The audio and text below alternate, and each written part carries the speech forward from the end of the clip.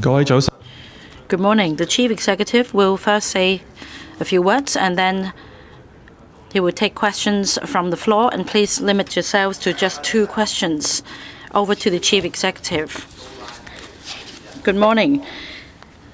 Super Typhoon Saola struck Hong Kong on the 1st of September, and Hurricane Signal number 10 was hoisted 5 years since the last one. We managed to minimize damage to our city. And as the school term started yesterday, everything went smooth.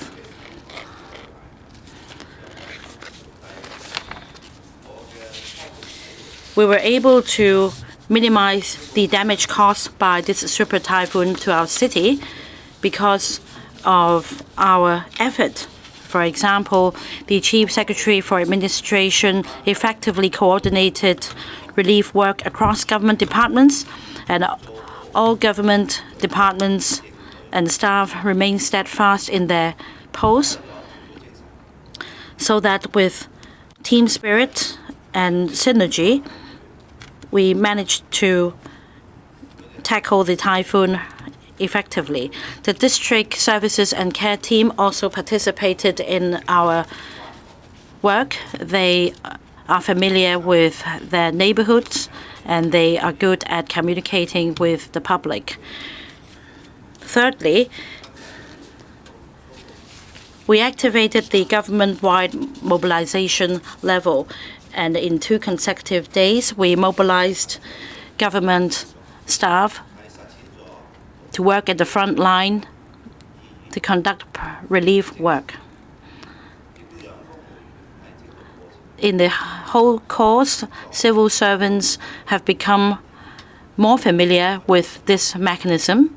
They have learned from this experience and strive for perfection. Fourthly, in preventing and preparing for the typhoon to come, the community and members of the public have worked with the government so that with a concerted effort, we managed to minimize damage to the city, and this is essential. The 5th point is that the government disseminated information way in advance so that we could disseminate the information extensively. I'd like to thank everyone, and I will be asking the Chief Secretary for Administration to draw on this experience. As I said earlier, we will be looking at promoting night economy. The Deputy Financial Secretary is actively preparing for this initiative. We have been liaising with different sectors and have received positive feedback from them. There will be extensive participation. For example, many shopping malls will be extending their operating hours and providing various concessions and coupons so as to bring vibrancy to our night market or night economy. There will be activities held in different districts. With early implementation, I will seek to brief you on the details next week. I'd like to make another announcement. On National Day, on the 1st of October, we will be giving a fireworks show at night. And by then, there will be a spectacular fireworks show on Victoria Harbour so as to celebrate the 74th anniversary of the People's Republic of China. There will be a series of activities and concessions so as to bring vibrancy to the city's nightlife. The floor will be open. If you want to ask questions, please raise your hand, and when you are called, please first state the media outlet you represent, and please limit yourselves to just 2 questions. The first one, this lady at the back. Good morning, Chief Executive. I'm from TVB. My first question is this. Now, the government has implemented the streamlined mechanism of retiring officers in the public interest on grounds of persistent substandard performance with a view to enhance performance management and enhance the efficiency of the civil service. But are you worried that with this mechanism in place, the performance or morale efficiency of the civil service will be undermined? And the second question is that in orientation camps in different universities, recently we have heard about cases of students taking drugs or committing indecent assault. Now, the matter has been reported to the police, and yet no one has been arrested yet. What is the government's take on this problem? Will the Education Bureau intervene? We've streamlined and enhanced the mechanism of retiring officers on grounds of persistent substandard performance. For the purpose of enhancing performance management, we have 180,000 civil service, and the only purpose is to enhance public service so that they perform up to standard and deliver effective public service. For those with substandard performance and those with disciplinary issues, at the end of the day, they will impact on the morale of civil service because other civil servants may be affected. Now, as far as this mechanism is concerned, under the streamlined arrangement, we have an observation period, and the civil servants in questions can make representations and lodge appeals. This can help enhance efficiency in general. Now, in relation to sexual assault and other law-breaking behavior recently happened in orientation camps in universities, we must not tolerate any such behavior because the university students are the pillars of society in the future. We have expectations on them for them to behave. Any law-breaking behavior will be unacceptable. For school sponsoring bodies, management of universities, they need to ensure that a proper learning environment is provided within campuses. Apart from protecting students, they will also need to ensure that students behave properly. For law-breaking behavior and acts of assault on other students, these should be dealt with expeditiously by the school management, even before law enforcement has taken place. Now, if the behavior in question is not against the law, but against the rules of universities, the management should also take action, because after all, we put in a lot of resources in these universities. So they are responsible. Some English questions from the South China Morning Post. The first question, at least 9 restaurants that originally promised to hold a banquet for the Democratic Party over the past 2 years have canceled at the last minute. Would this development, which some might suggest involve political pressure, send a mixed signal for the party's participation in the upcoming district council election where authorities hope they would run? And would you agree perhaps with views by pro-establishment lawmakers that holding the banquet itself is a form of soft resistance?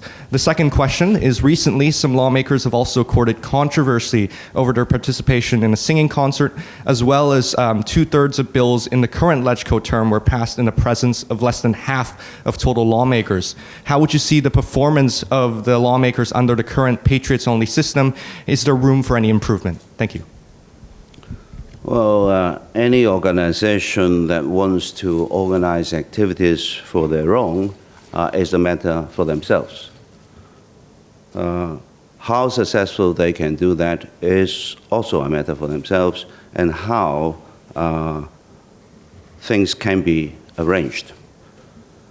As regards participation in the upcoming district council election, it is open to anybody who is qualified according to the law. The only requirement that I can see is they have to be, first of all, be able to swear allegiance to the Hong Kong Special Administrative Region and uphold the basic law. I think these are the two basic requirements. Anybody who satisfies that and who believe that they can contribute, and of course they are welcome to participate. As regards public officers who discharge their duties, whether it is government officials or legislative councils, then of course they are subject to the scrutiny of members of the public and the press, and I'm sure that they will be having their ears wide open to listen to any opinions about what is expected. As regards the improved legislative election, which has produced the current legislative council members, they have been, I think, making good performances to pass legislations, and also in good communication with the government. They also make a lot of suggestions to improve policies in some areas. They also have criticisms of the government where they think the government require improvement. So I thank them for making all these views to the government to ensure that the measures that the government take will benefit society. I am also improving the communication with legislative council members, as you can see, through the anti-chamber regular meeting, and also through the interactive CE Q&A. I will be looking for further opportunities to enhance communication with legislative members so that all of us can jointly work to the benefit of Hong Kong. 由於時間關係咧，我哋繼續。Due to time limit, we'll take the last question. The one on the left-hand side, please. Good morning. I'm from Shunpao. Some people say that some executive councillors pressured restaurants to not hold banquets for Democratic Party. Does that represent the government's position? Do you agree with this way of handling the matter? Do you think this is a political persecution?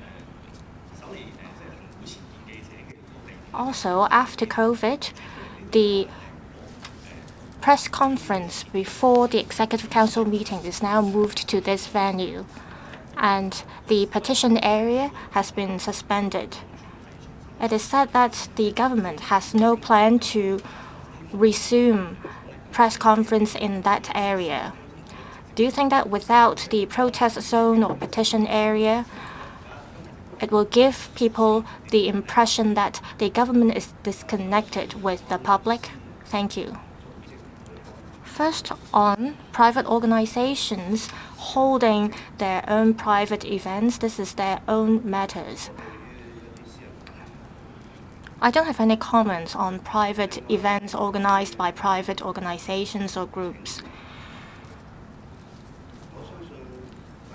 On matters regarding petition,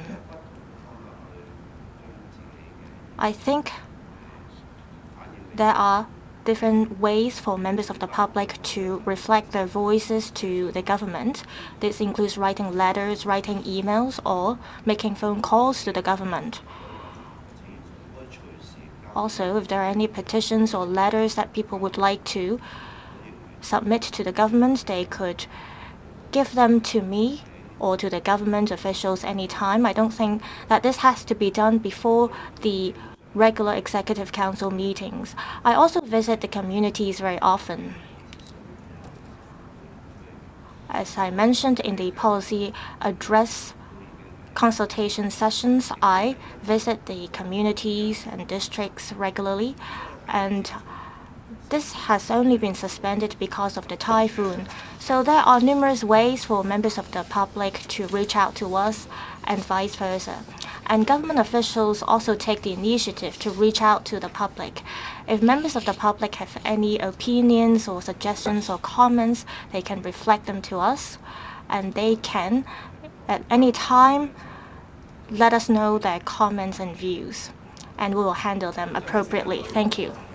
That's all for the press conference. Thank you.